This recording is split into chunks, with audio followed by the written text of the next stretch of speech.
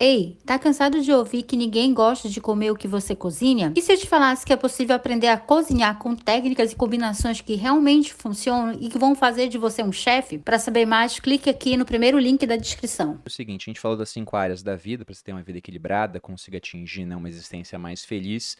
E para aquelas pessoas que estão anotando ali, vendo, caceta, a financeira tá toda cagada, a Fudeu. profissional não gosta do que eu faço, sentimental não tá legal, familiar também não, espiritual também não. Qual seria o primeiro passo para quem fez um diagnóstico funesto, assim? Falou, nossa, tá trágico o negócio aqui. O que seria Tô saindo necessário para pior do que começar a entrou, mudar? depois já falo, o que que eu fui ouvir? É, mas eu acho que você tem que estabelecer uma meta para cada uma delas. Pode ser uma meta ousada, pode ser uma meta simples. Então, se a pessoa disser, não, a partir de amanhã eu vou destinar 15 minutos por dia para oração.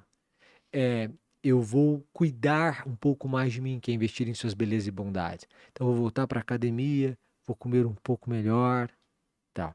Eu vou passar a poupar 5, 10% do que eu vou ter uma outra fonte de renda, uma segunda fonte de renda. Vou estudar um pouco mais sobre investimento. Eu não gosto do que eu faço, não vou pedir demissão agora porque eu tenho conta para pagar, mas eu vou escrever um plano de mudança. Então, eu vou destinar o sábado e domingo para escrever um plano de mudança. Qual é a profissão que eu quero exercer daqui a 5 anos? E do ponto de vista familiar eu vou fazer o seguinte, eu vou passar para lanchar com minha família amanhã ou no sábado, eu não sei o que, eu vou comprar um bolo, vou deixar na porta da casa, só que eu lembrei da pessoa, só isso. E isso já vai trazer uma sensação de bem-estar muito maior. Eu acho que isso da meta é essencial. Eu falo bastante sobre isso. Até tá acontecendo algo agora que é bem exemplar, é Emblemático. emblemático nesse sentido, né? Exemplifica bem, que é o fato de que nesse ano eu coloquei uma meta de treinos, né? De dias que eu treinaria no ano. Defini, o ano tem 365 dias, então quero treinar mais ou menos 2/3 do ano, bota aí 240. Vai ser o que eu vou treinar no ano. E ao longo do ano, eu fui perdendo muitos dias, por conta de batida profissional e também fazendo meia-culpa, vagabundagem na minha parte. Mas eu falei, não, eu assumi esse compromisso público, eu não posso falhar, né? Porque o pessoal vai falar que depois eu não cumpri aquilo que eu queria fazer e, poxa, Eu não sou vou ser leonino, sou um orgulhoso. bom exemplo. E agora, no final, eu tô pegando firme nisso e tô treinando já. 3 vezes por dia para Não, compensar. eu tô treinando uma vez por dia, mas já tô fazendo isso há 40 dias seguidos sem perder um treino. Nossa. Porque se eu não fizer isso, eu não bato a minha meta. A gente tem praticamente mais um mês pro final do ano e eu teria uns 3 dias de descanso só. Só que vai que eu fico doente, né? Acontece alguma coisa comigo e realmente em algum dia eu não consigo treinar. Se eu não tivesse essa meta, eu não estaria treinando nem metade do que eu treinei nesse período final do ano. Então, ter essa meta realmente te faz fazer mais do que você faria se não houvesse meta alguma. Então, esse é um ponto muito interessante. Coloca uma meta, como você disse, pode ser desafiadora, pode ser mais simples, depende, né? Não pode ser algo impossível, inalcançável, e é o que eu vejo as pessoas fazendo em todo começo de ano. O cara, ele pega um espaço tão curto, que é um ano, e apesar de dá para fazer muita coisa, mas ele coloca um monte de metas, mas ele não tem uma meta para 2, para 3, para 5, que às vezes pode ser uma meta de mudança profissional. Porque mudar de profissão não costuma ser assim. Existem exemplos de mudanças rápidas, mas a maior parte dos exemplos são mudanças que demoram anos para acontecer. Você citou o seu caso, poxa, não foi uma decisão impensada, foi praticamente uma década para você ver, esse é o Exatamente. caminho. No nosso caso também, a Malu só pôde mudar profissionalmente de área, ela fez ciência política e foi para a internet, porque a parte financeira estava resolvida. Depois que ela foi, aí que eu pude ir. Então foi todo um trabalho de paciência para que a gente fizesse isso. Não foi do dia para a noite. O pessoal fala, você foi corajoso de largar o exército. Não, eu fui medroso. Eu só larguei quando eu tinha certeza que, olha, se não der certo, pelo menos eu tô bem.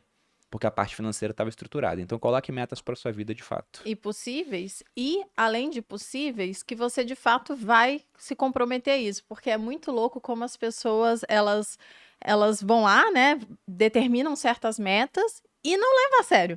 Então, não adianta nada você determinar as metas, no final das contas. Eu sempre brinco, e eu falo isso lá no meu programa que eu tenho, que chama Materializa, você tem que colocar metas e levar isso a sério como se fosse um trabalho. As pessoas acordam, às vezes, você está indisposto, você vai trabalhar. Por quê? Porque você tem que trabalhar. Exato. E com as suas metas pessoais, deveria ser o mesmo, ou até mais sérias ainda. Então, se você colocou lá que você vai, sei lá, treinar 5 vezes na semana, você tem que ter o espaço de tempo para treinar 5 vezes da semana. Você tem que ter a academia, você tem que ter a roupa, você tem que ter as coisas. E não levar isso, não, eu vou treinar, né? E aí se não der, não foi. É um compromisso sério que você tem que assumir com você mesmo. Totalmente de acordo. Vou usar essa do treinar pro ano que vem. Não, use. Deu muito certo.